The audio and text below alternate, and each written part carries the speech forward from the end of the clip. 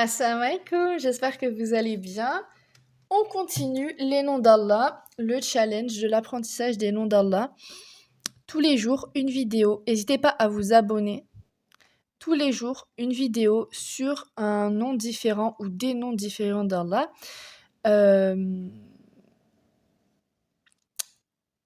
Donc voilà. Je vous avais dit dans la dernière vidéo que je changeais de livre, donc avant. Après, je vous en parlerai plus, mais c'est juste là pour les deux vidéos pour pas que vous soyez perdus.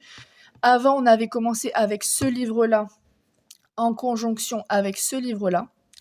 Maintenant, on est sur celui-là. Parce que, en fait, je me suis rendu compte que je l'avais dans ma bibliothèque et qu'il était bien plus complet. Donc, aujourd'hui, hier, on a vu... Qu'est-ce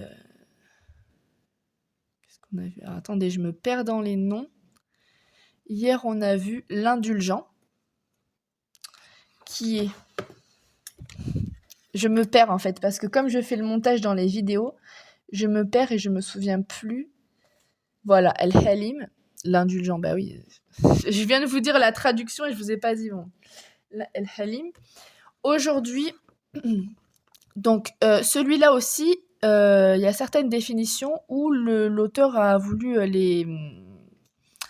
les regrouper. Donc aujourd'hui, on a Al-Awal Al-Akhir, donc alors Al-Awal Al-Akhir, donc le premier, le dernier.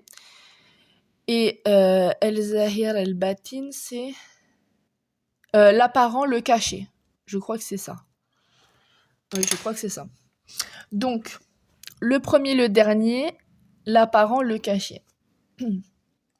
Alors, oui, donc, pour ceux et celles qui n'ont pas vu mes premières vidéos, donc le commencement du challenge sur l'apprentissage des noms d'Allah, je me fournis des livres et je me contente de vous lire les définitions. Je préfère ça plutôt que vous donner donc juste ça, donc l'awal akhir, donc le premier, le dernier, et en fait vous l'apprenez comme ça.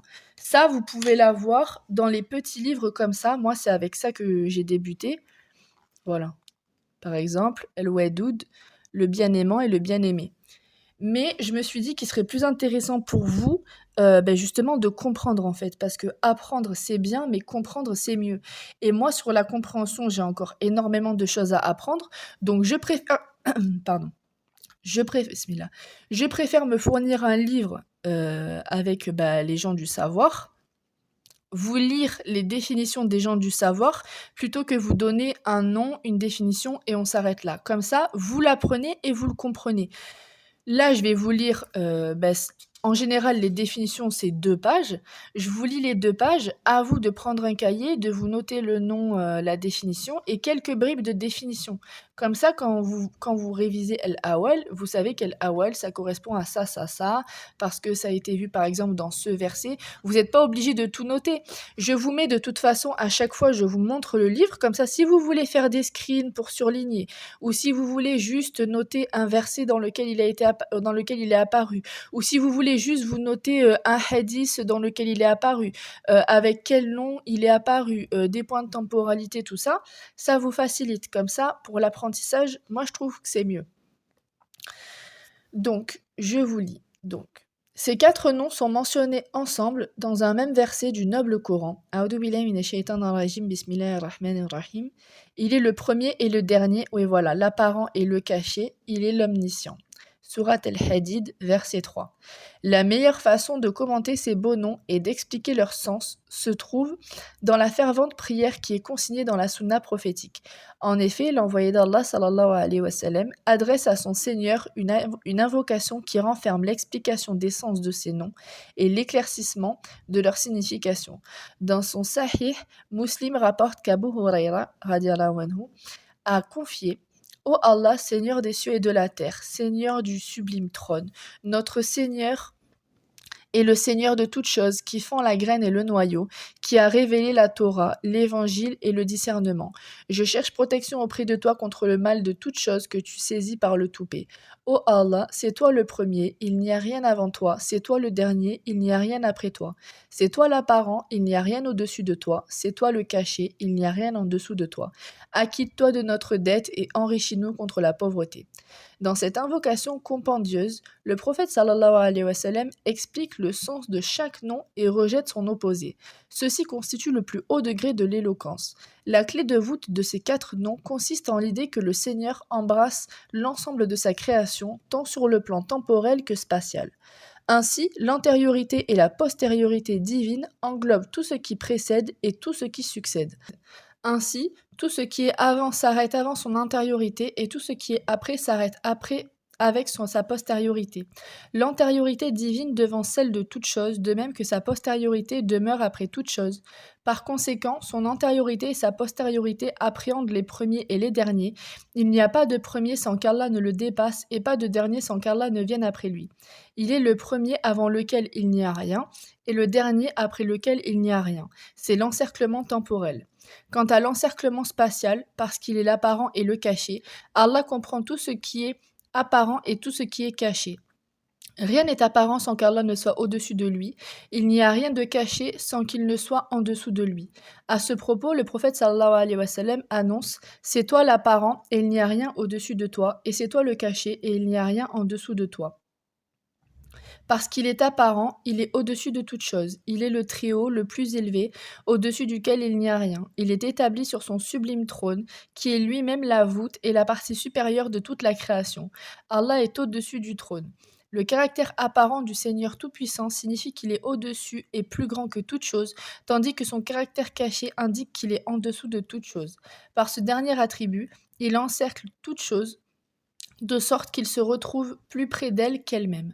Ce nom démontre qu'il a une parfaite connaissance des pensées intimes, des secrets, des choses les plus infimes et de tout ce qui est dissimulé.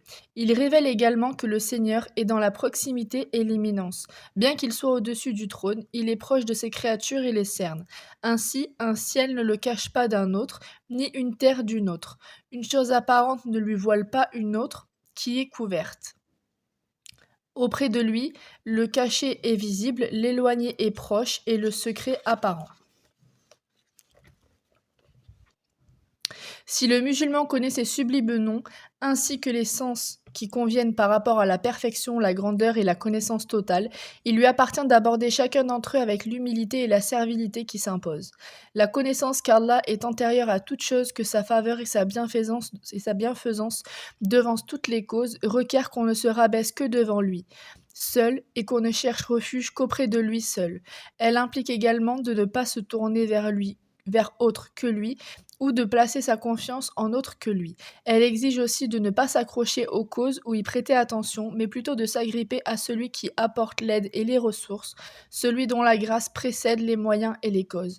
La connaissance de la postériorité d'Allah nécessite que le serviteur le prenne comme son unique but et qu'il n'en ait pas d'autre, qu'il ne recherche que lui, qu'il n'ait d'autre fin que lui et qu'il ne se fixe d'autre objectif que lui et qu'il n'ait d'autre intention que lui. Elle demande aussi qu'on ne se fie pas aux causes car elles disparaissent et s'évanouissent avec l'attribut de la postériorité.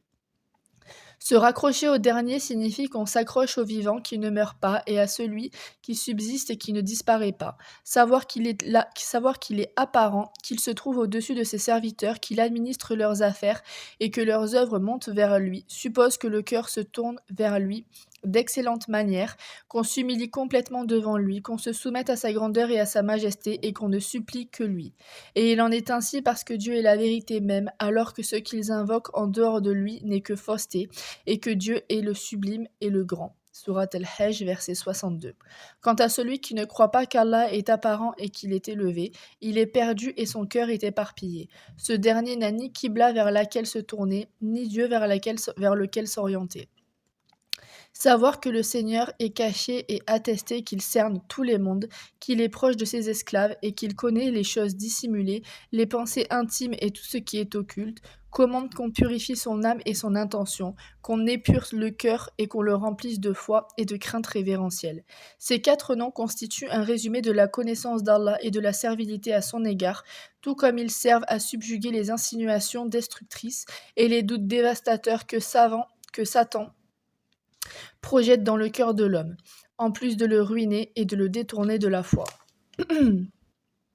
Abu Daoud rapporte dans son Sunan, selon une chaîne de garants jugée fiable, d'après Abu Zumayl Samak ibn al-Walid, j'ai demandé à Ibn Abbas, qu'est-ce que ce sentiment que je ressens dans ma poitrine? De quoi s'agit-il? S'enquit Ibn Abbas. Je n'en dirai pas un seul mot, fit Abu Zumayl. Est-ce une espèce de doute? Questionna Ibn Abbas, puis il sourit avant d'ajouter. Personne n'en a réchappé jusqu'à ce qu'Allah révèle, et si tu as quelques doutes au sujet de ce que nous t'avons révélé, interroge ceux qui avant toi lisaient l'Écriture. Sourate Yunus, verset 94. Ensuite, il me recommanda, si tu ressens quelque chose en toi, récite le verset, il est le premier et le dernier, l'apparent et le caché, il est l'omniscient. Sourate Al-Hadid, verset 3. C'est ainsi qu'Ibn Abbas a enseigné à cet homme une sage formule afin de repousser les suggestions sataniques et de couper court aux doutes. Voilà pour ces 4 magnifiques noms. J'espère que cette vidéo vous a plu. Abonnez-vous pour suivre toutes les vidéos. Il y a une vidéo par jour sur les noms d'Allah.